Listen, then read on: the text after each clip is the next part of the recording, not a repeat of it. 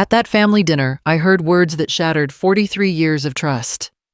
"I'm expecting Henry's child, you outdated relic." My laughter echoed through the dining room, but inside my heart was pounding like a war drum. Every polished crystal glass and grandmother's china plate suddenly felt like shards slicing through my calm facade. What unfolded next would expose secrets no mother should ever endure. Follow my story until the end and comment the city you're watching from so I can see just how far my family's secrets have traveled. I'm Grace Turner, and I've spent more than 4 decades perfecting the art of family dinners, floral linens, heirloom china, and recipes passed down for generations. Tonight, though, every carefully arranged detail felt like a trap. Henry, my husband of 43 years, sat at the head of the table, his posture rigid, shoulders hunched, as if carrying a secret too heavy to bear. Across from me, my son David couldn't keep his eyes off his wife Emily, her fingers lingering on the flat expanse of her abdomen, as if tracing out a phantom baby bump. "Mom, you've outdone yourself," David gushed, carving into the roast I'd spent all afternoon preparing. His cheery voice held no hint of the dread knotting my stomach. "This tastes amazing." "Thank you, sweetheart," I replied, my voice calm, though my pulse roared in my ears. I caught Henry's eyes briefly, blue-gray orbs avoiding mine entirely. He looked down at his plate, studied the meat as if it might confess its sins.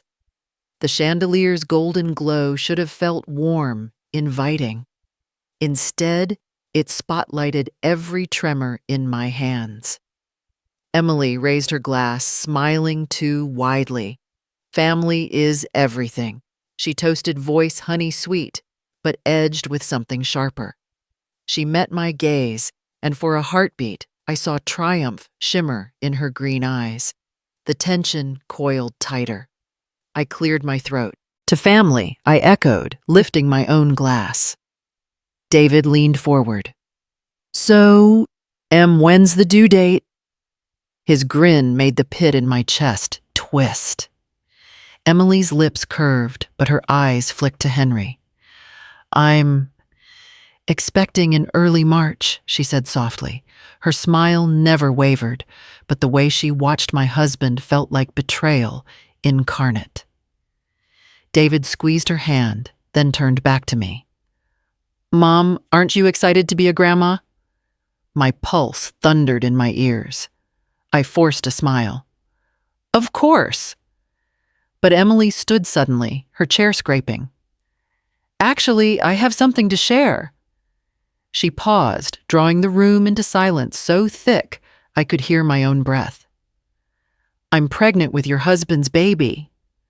The words landed like a physical blow. Forks clattered. David leapt up, horror and disbelief warping his features. What he shouted. I inhaled slowly. I stared at Emily as though seeing her for the first time, her perfect makeup, her designer dress, the way her hand trembled ever so slightly at her side. "Don't worry, dear," I said, my tone as smooth as silk. "Everything will work out just fine." Emily's triumphant smile faltered, confusion flashing across her face. She glanced at Henry. He still wouldn't look at me. He sat, frozen hands clenched around his napkin. David reached for his wife, voice shaking. "Stop! This isn't funny." She stepped back, eyes cold. "I'm not joking." A sticky silence fell. Then, as if awakening from a nightmare, I set down my fork. "Why would you say such a thing?" I asked, voice low but steady. Emily's chin lifted. "Because it's true." At that moment, a tsunami of questions crashed through my mind. How long had this been going on? Why had Henry avoided me these past weeks? What was really happening behind closed doors? Henry cleared his throat. His voice trembled, Grace. I met his gaze finally, and the betrayal in his eyes stung deeper than Emily's accusation. "Explain," I demanded. He opened his mouth, then shut it. David glared at his father, heartbroken. Only Emily watched us both face unreadable. I realized then that this dinner, this perfect facade of family unity, was over. The truth, whatever that was, had erupted into the open. And I knew I couldn't rest until I'd uncovered every lie.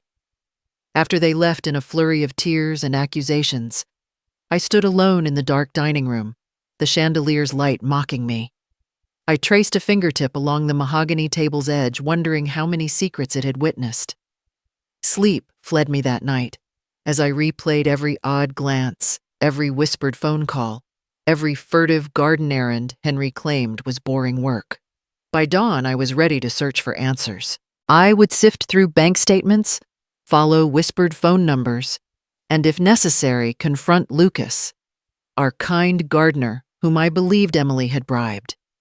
I'd uncover the hidden account statements Henry claimed were surprises for my birthday. I'd learn why Emily had so eagerly drawn attention to that flat stomach. Because I refused to let my family's story be written by secrets and lies. And so my investigation began right in the heart of our home, among the fragments of a life I thought I understood. That morning, sunlight filtered through the curtains as I crept down the hallway toward Henry's study. My heart throbbed with a mixture of dread and determination as I pressed my ear to the heavy oak door. Inside, I could hear the soft scratch of pen on paper and the low hum of Henry's reading lamp. For 43 years, I had respected his privacy, and tonight that courtesy would end. I turned the knob and slipped in. The room smelled of leather and old books. Papers lay in neat piles on his desk. I opened the top drawer and found only pens and stamps, then moved to the middle one, where bills and letters were stacked.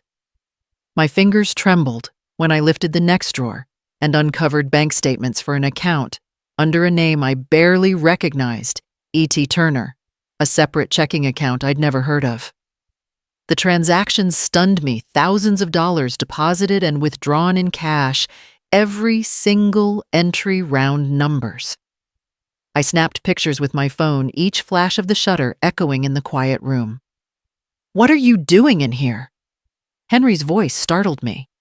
He stood in the doorway, eyes wide with shock and guilt. I held up the statements. "Care to explain this?" His face crumpled. "Grace, I swallowed past the lump in my throat. Why keep a secret account? And why are there withdrawals that line up with Emily's visits?" He exhaled, running a hand through his silver hair.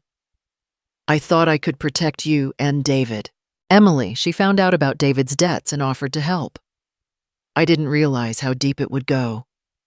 "Help," I echoed. "By stealing from our own savings, by hiding it from me," he looked away. "Yes. She said she'd cover his gambling losses if I cooperated with her story of an affair." His voice cracked. "She offered me a way out."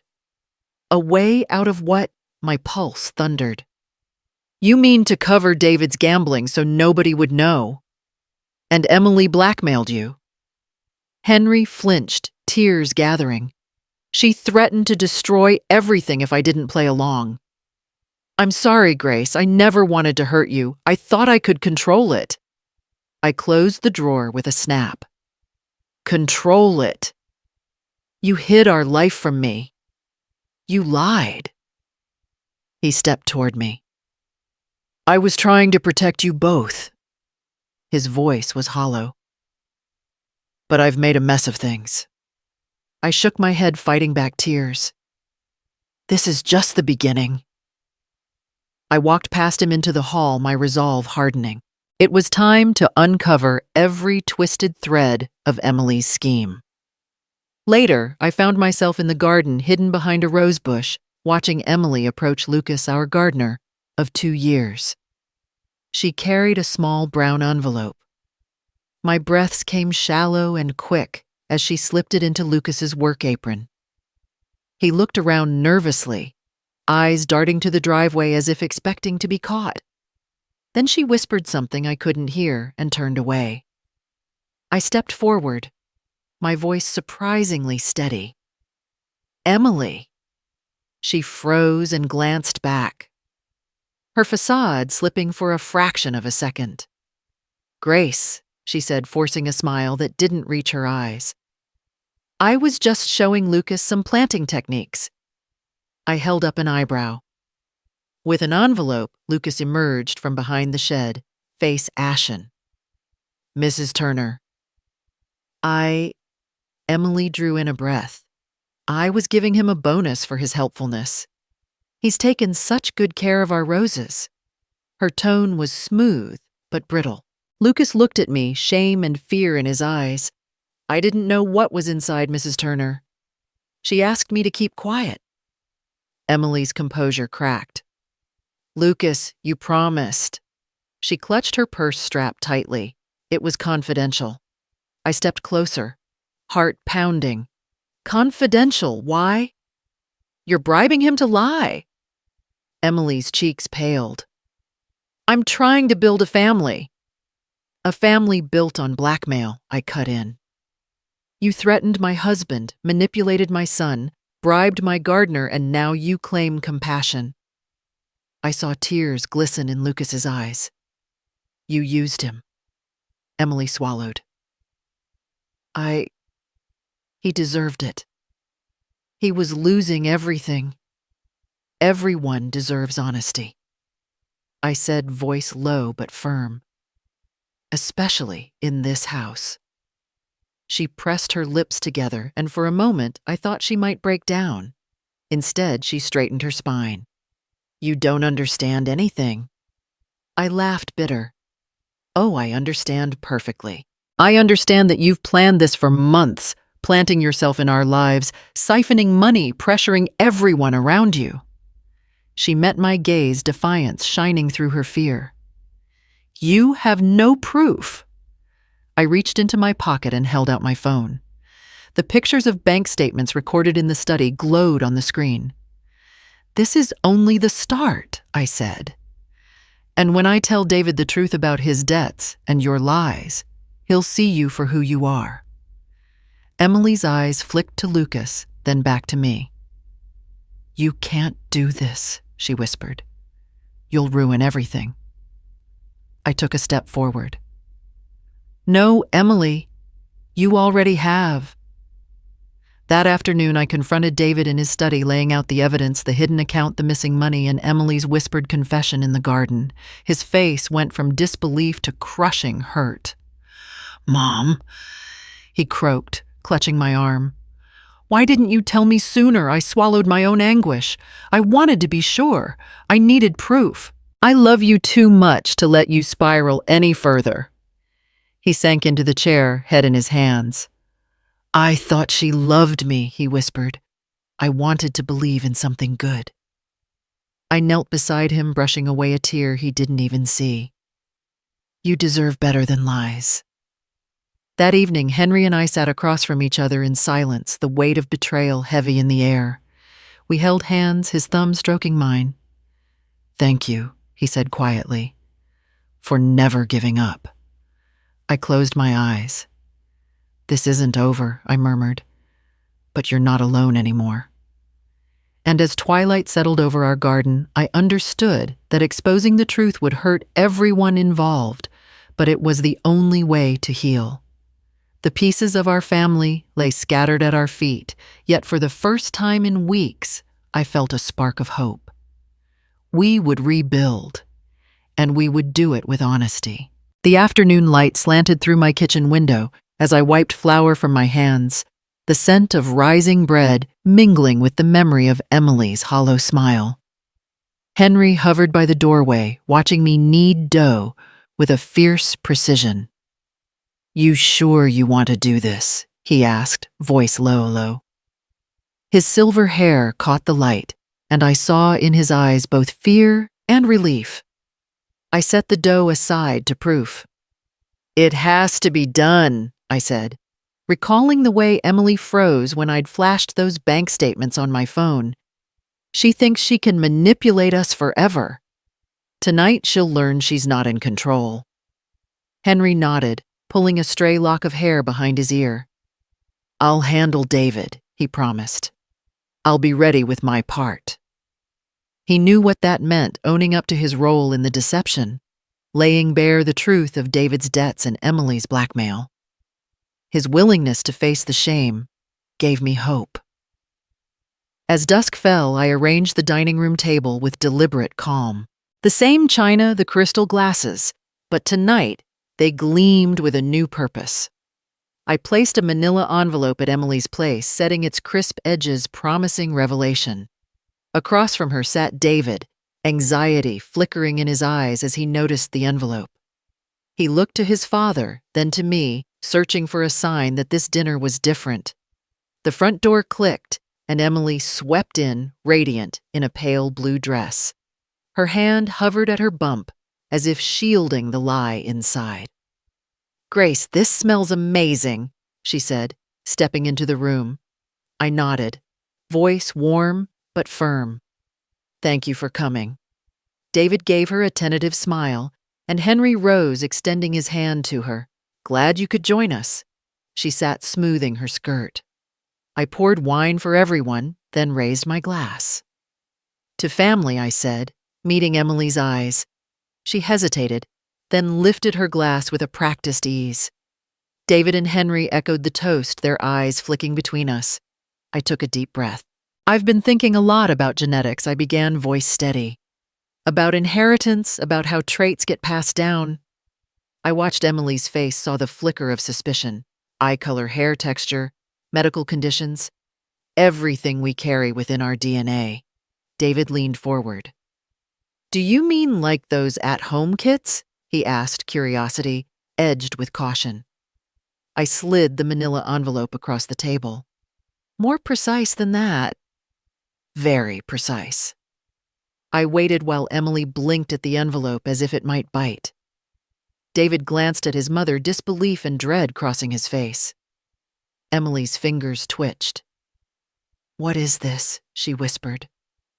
I reached across, breaking the seal. I lifted the papers inside and let them fall onto the table.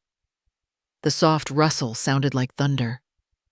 Henry's hand trembled on mine, and I felt the electricity of truth crackling between us. David leaned over, voice shaking, as he read aloud, Genetic paternity test. Probability of paternity infant versus Edward Lucas Turner, 99.7%. He looked up at Emily, his eyes wide. Lucas Turner, our gardener, he said, disbelief giving way to horror. Emily's face drained of color. She opened her mouth, then closed it. This can't be real, she stammered. Her voice wavered, the perfect mask slipping. I reached for another paper, sliding it toward her. And here, probability of paternity infant versus Henry James Turner, 0%. I kept my tone soft, almost kind. I thought you'd want to see it for yourself. She pressed her lips together, tears glinting in her eyes. You're lying, she accused, voice cracking. You forged this. Henry's expression hardened. He rose and stood beside me, placing a gentle hand on my shoulder. Emily, after everything, after the hidden account, the bribes, the lies you think I'd play along, I love you enough to protect David, but not enough to ruin my marriage. David closed his eyes, pain etched in every line of his face. You lied to me, he whispered to her. I thought you were my wife. Emily's shoulders sagged. I did it for security, she murmured. I thought if I had a baby. A baby built on lies, I interrupted. A baby used as leverage. My voice shook with emotion I'd held back for so long. You manipulated everyone who cared about you. You threatened Henry. You drained our savings. You bribes. Lucas. And you made my son complicit in your scheme." Emily raised her hand as though to ward off a blow. "I never meant to hurt anyone," she said, but the words rang hollow. David shook his head, tears spilling. "Did you ever love me?" he asked. She stared at him, anguish contorting her features. "I cared about you," she whispered. "I thought I could fix his debts." She glanced at the paternity results again, as though hoping they'd magically change. Henry exhaled, eyes wet. "Love doesn't look like blackmail," he said quietly. "It doesn't demand secrecy. Love is truth." Emily sank into her chair, head bowed. The silence that followed was heavier than any argument, dense with the weight of broken trust. I wanted to comfort my son, but I stayed still, letting him process the betrayal. David pushed back his chair and stood. "I can't stay here," he said, voice raw. He turned to Emily. "I'm done." He left the room without another word. Henry sat back at the table, folding his hands. He caught my eye. "Thank you," he said, and in that moment I felt the fragile thread of our marriage tighten again. Emily remained seated, tears sliding silently down her cheeks. When she finally looked up, her gaze met mine. "I'm sorry," she whispered. I leaned forward, voice gentle but resolute. "Sorry isn't enough," I said, "but I hope you find a way to rebuild your life honestly this time." She nodded, and I turned away to clear the table. The china felt lighter without the weight of deceit. As I stacked plates, I realized the hardest part was over, the truth was out, and nothing could bury it again. The future would be uncertain, but at least our family could begin to heal, rooted in honesty rather than lies. The morning after that dinner, the house felt both emptier and heavier. Sunlight poured through the windows, illuminating every corner where secrets had been whispered and betrayals had festered. I stood at the kitchen counter pouring 2 cups of coffee, one for myself, one for Henry, and felt the warmth seep into my chilled bones.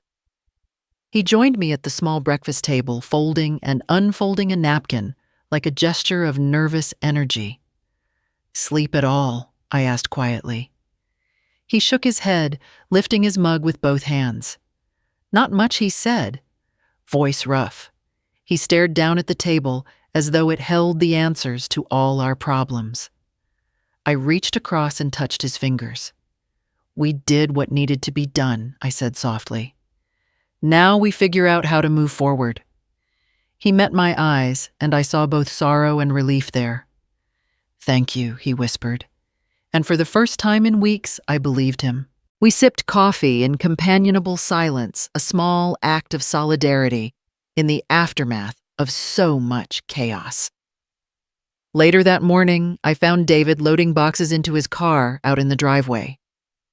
He'd decided to rent an apartment while he went to Gamblers Anonymous meetings and worked with a financial counselor. Seeing him pack away his childhood room's last remnants, his guitar, his junior high trophies, broke my heart all over again. "Ma," he said, his voice thick. He pulled me into a hug that felt both hesitant and desperate. "I'm sorry for dragging you into this mess." I held him tighter. "You're stronger than you think I managed. This isn't your fault. You're doing the right thing." He pulled back and gave me a small, sad smile. "I know. It's just hard." "I know," I said. "But you're not alone. We'll support you every step of the way." He nodded, wiped his eyes, and climbed into the driver's seat. He lowered the window. "Love you, Mom." Then he drove off, leaving me standing in the cool morning air, the echo of his tail lights fading down the street. When I went back inside, Henry was in the living room on the phone. His face softened when he saw me. "It's Marcus," he said after he hung up. "He wants to meet and talk." I nodded. Marcus was our gardener, Lucas Turner, the one whom Emily had tried to bribe. He had quit in disgrace, but reached out later that day, afraid that Emily's schemes might drag him to ruin too. I wasn't sure I wanted to see him, but Henry insisted it was the honorable thing. An hour later, Marcus arrived looking sheepish in his worn work boots and jeans. He carried a small bouquet of wildflowers dandelions and Queen Anne's lace like something from a simpler life. "Grace Henry," he said, voice low. "Thanks for seeing me." I gestured to the couch. "Sit down, Marcus." He placed the flowers on the coffee table and ran a hand through his hair. "I'm sorry I got involved," he began. "Emily convinced me to do it that handing her money would solve some problem. I didn't know the half of it." Henry set down his cup. "You didn't have to help her," he said gently, "but you were in a tough spot." Marcus swallowed hard. "I lost my job a year ago. Doing you and the neighbors' gardens was how I fed my kids. When she offered cash for your silence, I thought I was saving my family." His eyes glistened with tears. "I never meant harm." I folded and refolded my napkin. "You made a mistake," I said finally. "But not every mistake defines a person. What matters is what you do next." He nodded, relief flooding his face. "I resigned because I couldn't live with the deceit," he said. "But I'm scared for what comes next. I'm already behind on rent. My ex-wife is threatening to take custody of the kids." I felt a surge of compassion. "Let's figure something out," I said. "I'll help you find work legitimately this time. And we'll talk to David's counselor about behalf letters for you. You don't have to face this alone." He blinked hope mixed with gratitude. "Thank you, Mrs. Turner. Please," I corrected gently. "Call me Grace." He smiled, genuine and broken in the way that builds bridges. "Thank you, Grace." When he left, Henry and I shared a long look. "Our family's broken in so many ways," he murmured. "But it's not beyond repair," I said, and meant it. "We choose honesty now, even when it hurts." Over the next few days, our home settled into a new rhythm. David called from his apartment reporting on therapy sessions and budget plans. Henry and I sat together in the garden, no secrets between us, planning new monthly budgets and checking in on each other's emotions. We laughed cautiously at small jokes as though rediscovering the warmth of companionship. One afternoon, I found an envelope in our mailbox. My name in Emily's elegant script was on the front. My heart lurched, but I opened it. Inside was a letter and a photograph, Emily cradling a tiny baby wrapped in a soft blanket, eyes downcast but serene. The letter read, in part, "Thank you for your grace. Lucas has taken custody, and we're starting fresh. I'm sorry for the pain I caused. I hope you find it in your heart to forgive me someday." Tears pricked my eyes as I traced the lines of her handwriting. I showed the photo to Henry. He nodded, understanding the weight of her apology. "She kept her word," he said softly. "She gave up the baby to do the right thing." I folded the letter and slipped it into my pocket. "That's all I wanted," I said. "The truth and a chance at redemption." That evening, as we prepared a simple dinner for two, I realized how far we had come. The china and crystal were tucked away. Instead, we ate from everyday plates, our conversation easy and unguarded. We toasted quietly to second chances and new beginnings. Lifting my glass, I caught Henry's gaze. "To honesty," I said. "To honesty," he echoed. And in his smile, I saw the promise of a future rebuilt on trust. The spring sunshine felt like a benediction after the long winter of betrayal and secrets.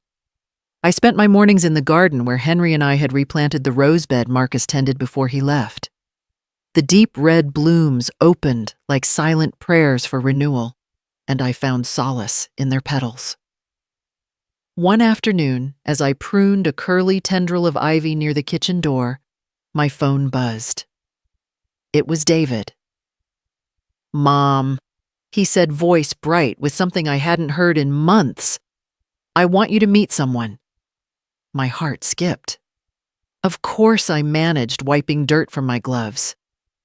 "Who is she?" He laughed, a warm sound that cut through the memory of Emily's laughter like sunshine through storm clouds. Her name is Sarah. She's amazing. Can you come over tonight? Dinner's on me. I glanced at Henry, who was surveying the newly painted fence. He smiled and nodded. Go, he urged. I'll water the hydrangeas. That evening, I arrived at David's apartment to find Sarah bustling in the kitchen, stirring a pot of something fragrant and colorful. She was slight, with dark hair pulled into a loose chignon, and her smile was genuine, no calculations in her green eyes. Behind her, framed photos lined the wall. Sarah, laughing with David at a pumpkin patch, him lifting her into the air at Christmas, and one of Sarah holding a sonogram. When I stepped inside, she turned and gasped. Mrs. Turner. You look beautiful. She reached out, touching my arm. Thank you for coming. David hugged me as though I were the only person in the world. Mom, this is Sarah. Sarah, this is my mom, Grace. Mom, meet the woman I love. Sarah curtsied, light and playful. Some people call me Mom, she said, pointing to the sonogram pinned above the stove. I followed her gaze. You're expecting? She nodded, cheeks pink. Due in July. Then she turned serious. I know this might feel sudden after everything that's happened, but I wouldn't ask if I didn't trust you. I want you to be part of this family, part of their lives. Tears pricked my eyes. I pulled her into a hug. I'd be honored, I whispered. We sat at the table, scarce china replaced by mismatched plates that somehow felt more comforting, and Sarah served her curry. Over bowls of steaming rice, we talked about nursery colors, baby names, and David's plans to start his own landscaping business, once things settled. His enthusiasm was contagious. I saw the same glint in his eyes that once made Emily's triumph so devastating, and now it felt like promise. After dinner, Sarah and I washed dishes side by side. She broke the silence.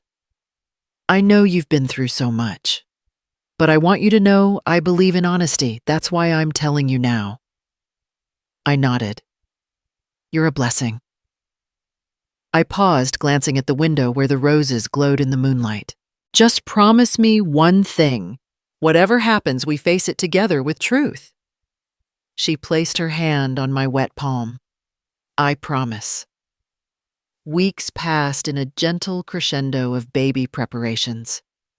I sewed curtains for the nursery, pouring every stitch with hope. Henry helped David assemble the crib in the guest room, which we repurposed for the baby. Every piece of furniture, every painted wall was a testament to new beginnings. One hot July morning, my phone rang before sunrise. It was David, his voice tight. Mom, the baby's coming. I blinked, heart pounding. I'll be there as soon as I can. I drove the mile to the hospital with shaking hands. Henry followed behind, silent reassurance in his passenger seat. In the waiting room, we sat side by side, hands entwined as hours stretched like an eternity.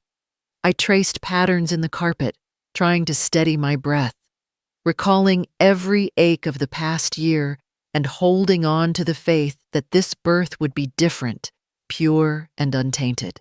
Finally, a nurse emerged. Congratulations, she said with a tired smile. It's a girl.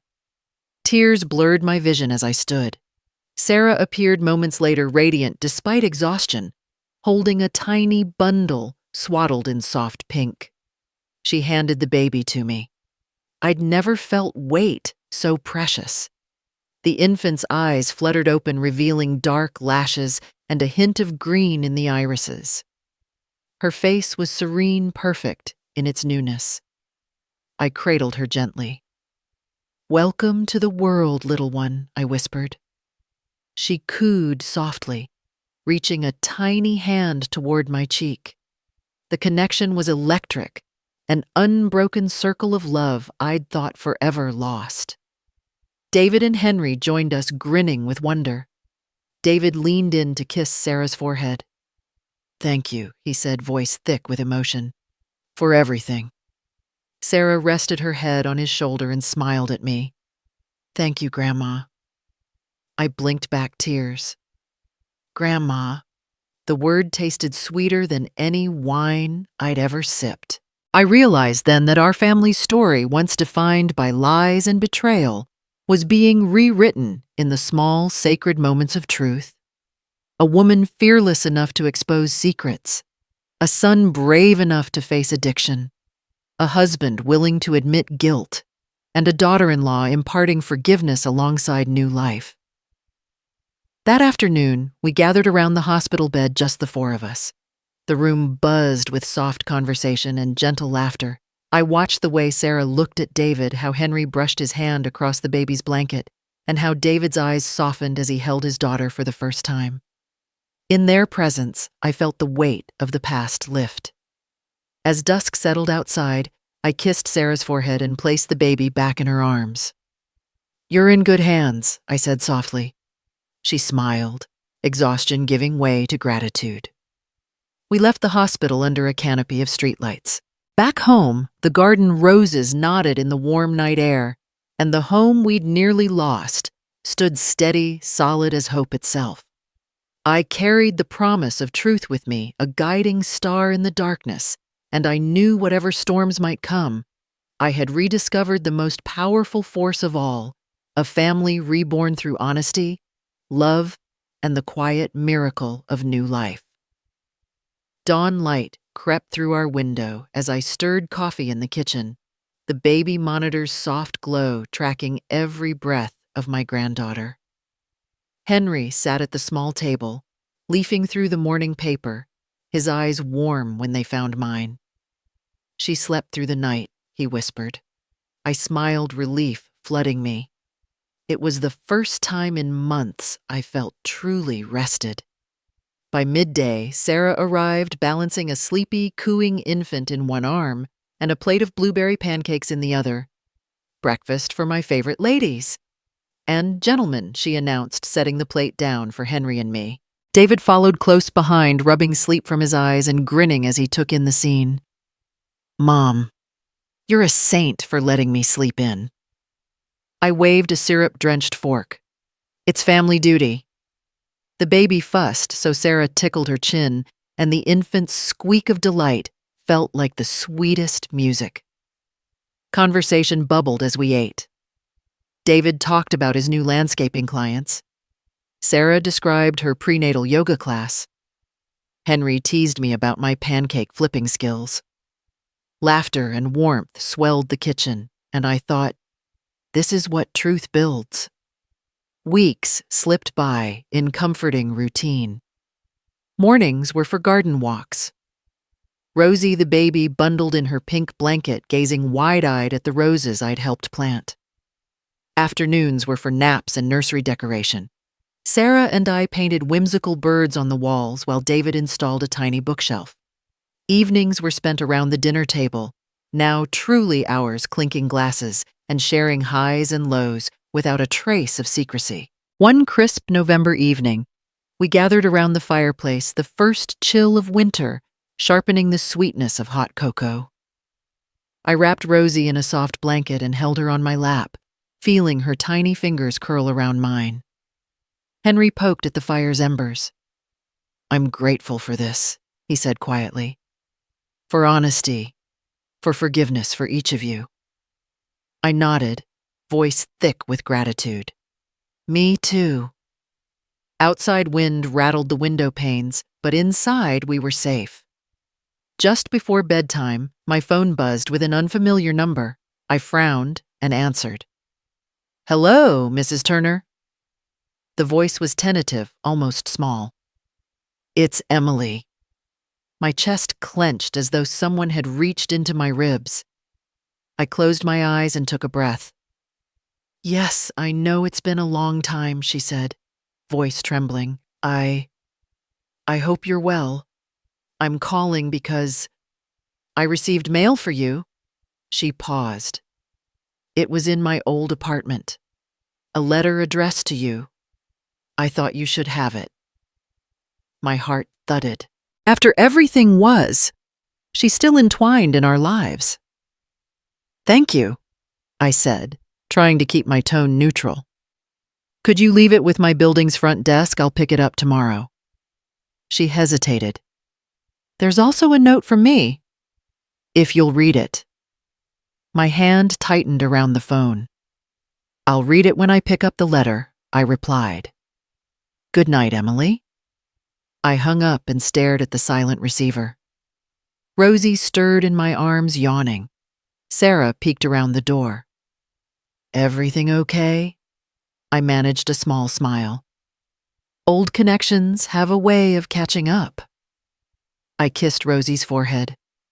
Time for bed. The next morning, I walked briskly to my building's lobby, the letter's creamy envelope waiting on the front desk counter. I cradled Rosie in one arm and slid the envelope into my purse.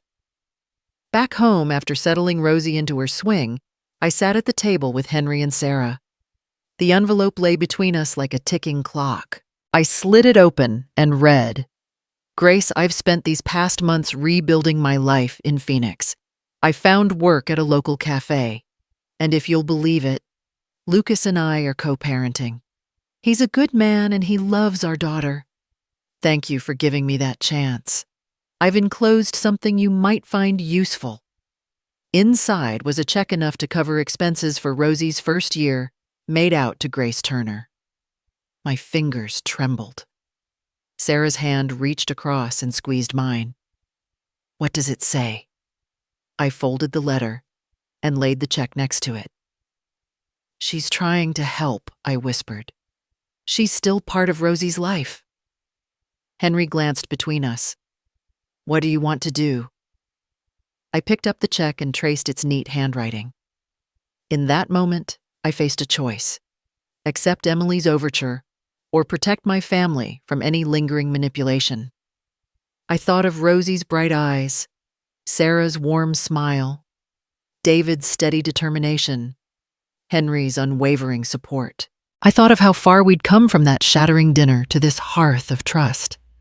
I took a deep breath and folded both letter and check together. We thank her, I said, voice soft but firm. But we handle things our way. Rosie's family is here. I looked at Sarah, her eyes glistening. This money would be better used for, well, a family vacation. Somewhere Rosie can see new places. Sarah nodded, tears in her eyes. She'll love that. Henry stood, pulling both of us into a quiet embrace. Whatever comes, we face it as one. As I stood in the glow of our living room, Rosie nestled against me, I realized that forgiveness didn't mean forgetting. It meant choosing to move forward with wisdom and grace. Emily's gesture was a bridge, one I could cross on my own terms. But this home, this family rebuilt on honesty, would never again be at her mercy. And in that certainty, I found peace. Morning light filtered through our guest room as Rosie cooed softly in her crib. I slipped out of bed and found Henry on the porch, steaming mugs in hand. He offered me a smile that reached his eyes. Big day, he said, nodding toward our beach bags by the door.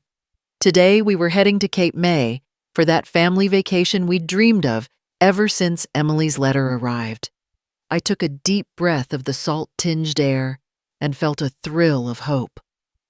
Packing up the car was surprisingly easy. No more whispers of hidden bank accounts or furtive phone calls. Instead, Rosie's little hammock swung in the trunk alongside sand toys and sunscreen. David joined us in his own car, Sarah riding shotgun, with Rosie nestled in a rear-facing seat. We drove together, windows down, laughter spilling out like music. The drive south was effortless, the highway unfolding beneath a cloudless sky. We sang along to classics on the radio. Sweet Caroline, Don't Stop Believin'. And I watched David glance over at Sarah, her hair lifted by the breeze. Every so often, I caught Henry's eye in the rearview mirror. We shared a look of quiet contentment that spoke volumes. By midday, we reached the shore. The beach welcomed us with its wide sweep of sand and crashing waves. David carried Rosie to the water's edge, dipping her tiny toes into the surf, while Sarah settled a colorful umbrella. Henry and I laid out a blanket and sank onto it, the warmth of the sun melting away the last traces of winter's chill. "Look at her," Henry murmured, gesturing to Rosie, who squealed as a gentle wave tickled her feet. "She's so happy." I reached over and brushed a lock of hair from his forehead. "This is what truth builds," I said. "Moments like this." Our laughter drifted across the beach, blending with the cries of seagulls. We built sand castles with Rosie, her pudgy hands patting wet sand into towers. At lunchtime, we shared turkey sandwiches and lemonade shells crunching underfoot. Sarah arranged food on plates, her smile bright enough to rival the sun. As afternoon depths settled upon us, a familiar car rolled onto the parking lot. My heart skipped a knot of apprehension, tightening in my chest. It was Emily's silver sedan, Lucas at the wheel, with Emily beside him, Rosie's other parent. They approached slowly, hands raised in cautious greeting. I stood and looked at Henry. He nodded, and I squared my shoulders. As they drew near, Emily's eyes brimmed with something I recognized: remorse. "Grace," she said, voice soft as driftwood. "Thank you for inviting us." Lucas parked and lifted a small cooler from the back seat. "We thought, well, we'd bring lunch for everyone," he said, offering paper plates and sandwiches. His free hand came to rest over his heart in a gesture of apology. I studied their faces. Emily looked tired but earnest. Lucas carried a humility that matched his fatherly pride. I signaled to our group and we made room on the blanket. David let Rosie in my arms and her curious gaze shifted between us all. Sarah arranged Lucas's sandwich beside mine, and quietly the air shifted. Emily sat next to me.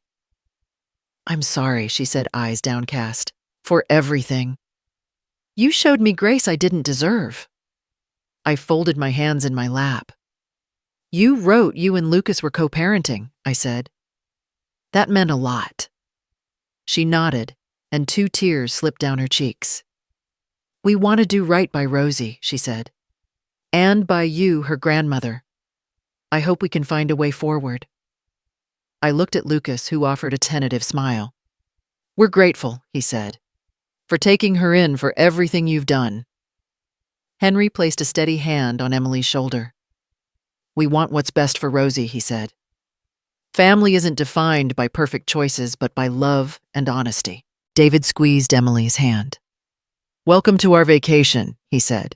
"We're glad you're here." Sarah leaned in to whisper, "This is good." Rosie gurgled and batted at Emily's blouse, as though sensing the new unity. The rest of the afternoon unfolded with a gentle rhythm.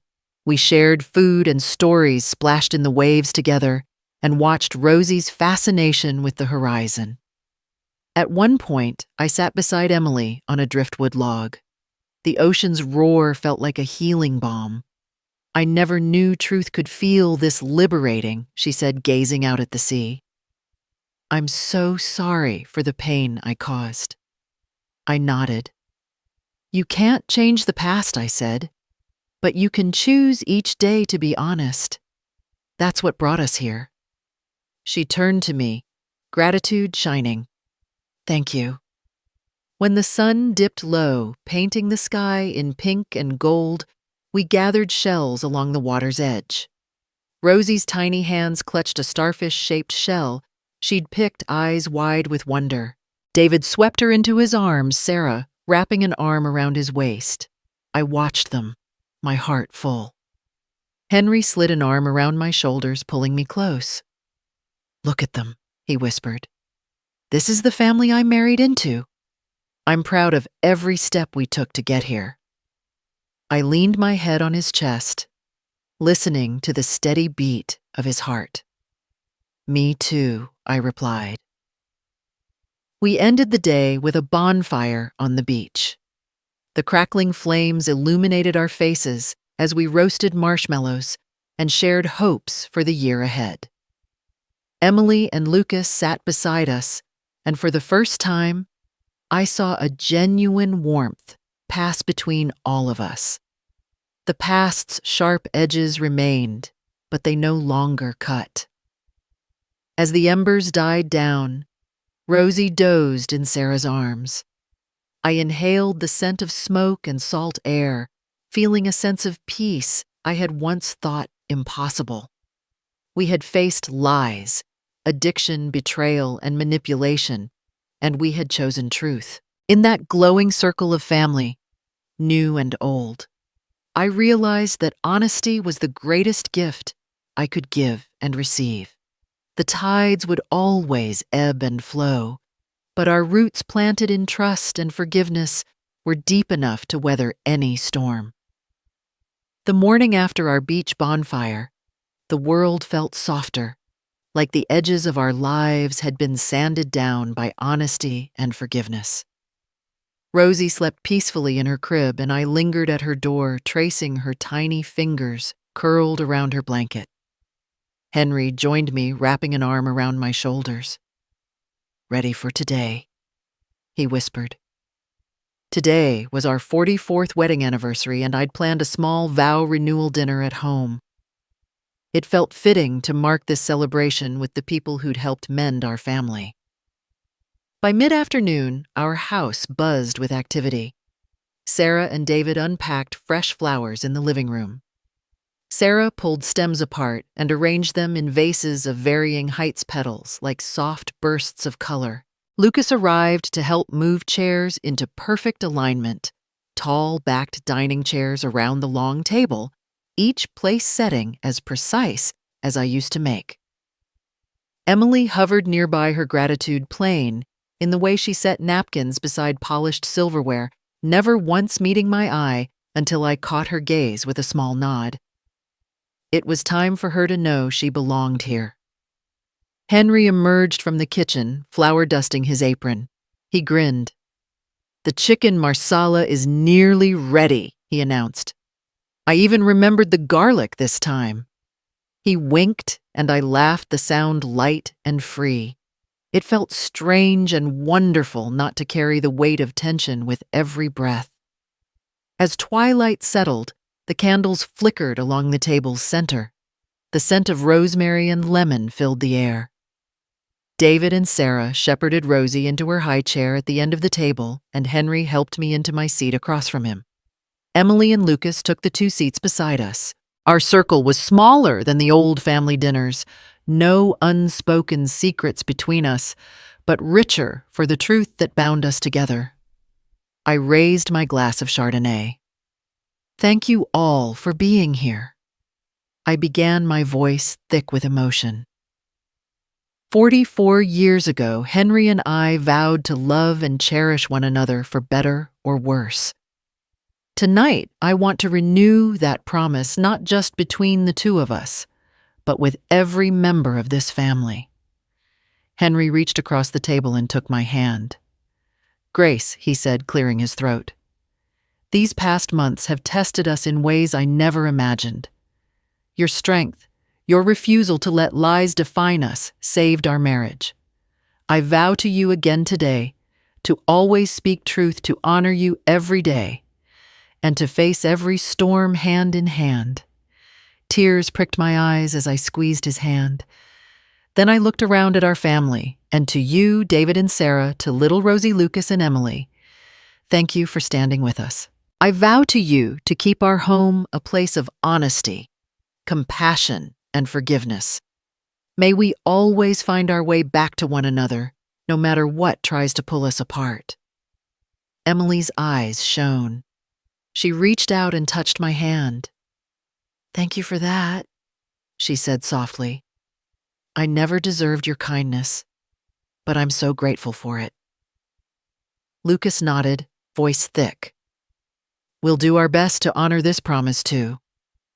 We ate in comfortable silence for a moment, savoring Henry's cooking, the tender chicken, the tangy sauce, and the warmth that spread through me with each bite. Rosie babbled, gumming her roasted carrots, and David laughed, scooping her up for a quick cuddle.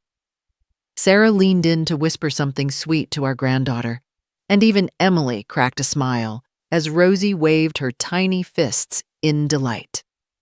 Later, Henry and I cleared plates together, working in easy tandem. I paused, watching him dry a dish. "Do you remember our first anniversary?" I asked, voice low. He chuckled, shaking his head. "Barely. We were 21 broke and accidentally spent the night locked in that hotel stairwell." I smiled. "We survived that lock-in. We'll survive anything." I dried the plate and placed it in the cabinet. "Thank you for renewing our vows so beautifully." He wrapped his arms around me. "Thank you for never giving up on us." We stood like that a moment, the kitchen's soft lamplight washing over us. Then I turned, pulling him toward the living room where Sarah had strung twinkling fairy lights around Rosie's playpen. Our granddaughter reached out for me, cooing, and I scooped her up. Rosie's weight in my arms felt like a precious promise of tomorrow. I settled onto the couch and Henry sat beside me, our hands finding each other again. Across the room, the rest of our family chatted in low voices. David talking landscaping plans, Sarah planning Rosie's first birthday, Emily and Lucas discussing co-parenting schedules. The conversation was warm, open, filled with the ordinary joys we'd almost lost. I looked at each of them, my heart full. "I love you all," I whispered. Henry pressed my hand. "We're stronger because of each other," he replied. The night wound down with soft music, playing in the background, old favorites that once ripped through silence like lifelines. As we prepared to say goodnight, Emily hesitated by the door. "Grace," she said, voice quiet. I turned to her.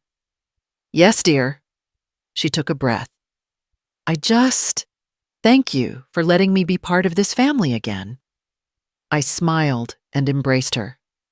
"You earned it, Emily, and welcome home." She slipped away to collect Lucas and Rosie, who waved sleepy goodnights. David and Sarah followed, promising to text as soon as they got home. Henry and I were alone once more in the quiet glow of the living room. The candles on the dining table were burned low, their light flickering across the walls. I rested my head on Henry's shoulder. "This has been the best anniversary," I murmured. He kissed the top of my head. "Here's to many more built on truth and love." And as we turned out the lights and climbed the stairs to bed, I knew that this vow renewal wasn't just a ceremony. It was the living, breathing promise of a family reborn, proof that even the deepest wounds can heal when honesty lights the way. Morning light filtered through our bedroom curtains as Henry and I lay in the quiet aftermath of our vow renewal, the soft hum of the house stirring gently around us. I slid out of bed, careful not to wake him, and padded into the hallway. The nursery door stood ajar, and I paused to watch Rosie curled in her crib, thumb in her mouth, as if she already knew the comfort of a family that stood by the truth. Downstairs, the kitchen held the faint scent of last night's lemon bars cooling on a rack. I poured 2 mugs of coffee and carried them to the living room. Henry appeared in the doorway, hair mussed from sleep, and took the cup I offered. He settled beside me on the couch, and we watched the morning sun dance across the hardwood floor. "We should probably start our day," he murmured, wrapping his hands around his mug. I nodded, taking a slow sip. "Yes," I agreed, feeling the warmth spread through me. "But let's not rush." I smiled at him. "We've earned a moment of peace." Later, we found ourselves in our favorite spot on the front porch, rocking side by side and letting the world wake around us. Down the street, David practiced his new landscaping crew's echoing laugh. Sarah pushed Rosie gently in her stroller, Rosie's eyes wide with wonder at the morning sky. Lucas tended to the rose bushes along our property line, humming softly to himself. And Emily, standing beneath the maple tree, surveyed the scene with a soft exhale, her expression one of tentative hope. I called out a greeting, and she waved, crossing the grass to join us. "Good morning," she said, voice brightening with each word. "Morning," I replied. Coffee. She accepted a mug and sat between Henry and me. The awkwardness of the past had melted into something gentle, like new blossoms unfurling. Thank you. For everything she said, eyes glinting in the sunlight. I know I can't erase what happened, but I want to keep earning your trust. I reached out, placing a hand on hers. You already have, I assured her. Family is a journey, not a destination.